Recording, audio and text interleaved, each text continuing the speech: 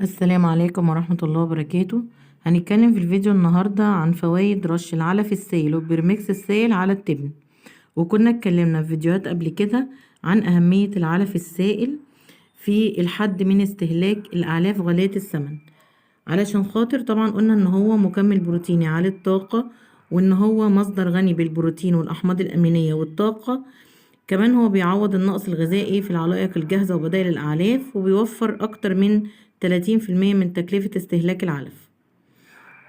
واتكلمنا في فيديوهات قبل كده عن تكوين العلف السائل، وقلنا ان هو بيتكون من متوازنات الطاقة والبروتين والأحماض الأمينية. وكمان العلف السائل بيحتوي على البروبيوتيك والسلسليك وزيت الصويا كمصدر للطاقة، وكمان البيتاين، وده بالإضافة للسوبر بريميكس السائل اللي بيحتوي على مجموعة كبيرة من الفيتامينات المهمة لنمو الحيوان. وهنتكلم في الفيديو النهاردة عن رش العلف السائل والسوبر بريميكس رشا على العلف. وأول حاجة هنتكلم عنها هو العلف السائل رشا على التبن، أو معالجة التبن بالعلف السائل. طيب ليه التبن تحديدا اللي هنعالجه بالعلف السائل؟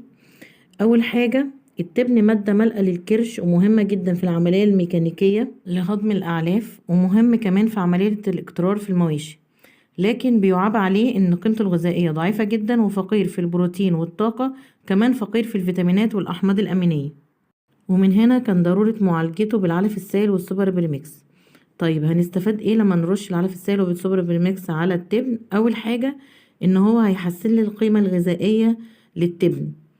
تاني حاجة هنزود الكمية المأكولة من التبن، وبالتالي هيقلل معايا تكلفة التغذية، لان هو هيوفر لي في استهلاك الاعلاف المركزة. بعد كده هيزود لي معامل هضم المادة العضوية ومساعدة الاحياء الدقيقة اللي في الكرش على تكوين البروتين الميسر للهضم، وده اللي بيساعد في رفع كفاءة هضم البروتين طبعا، ورفع كفاءة كمان هضم الاعلاف المركزة اللي هياكلها الحيوان، بالإضافة لتغطية احتياجات الحيوان من الطاقة والبروتين والفيتامينات والأحماض الأمينية والأملاح المعدنية. وبكده يكون تم الاستفادة من التبن برفع قيمته الغذائية، واللي بتنعكس على تحسين الإنتاج من خلال زيادة إنتاج اللبن أو اللحم، وزيادة كمان مقاومة الحيوان للأمراض.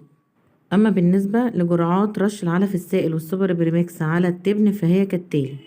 بالنسبة لدورة التسمين اللي بتبدأ من أول 200 كيلو، أول شهر ونص بيكون الجرعة 12 سنتي من العلف السائل على وجبتين، ومعاهم 3 سنتي باور فيتا لكل راس في اليوم. أما تاني شهر ونص فبيكون 14 سنتي علف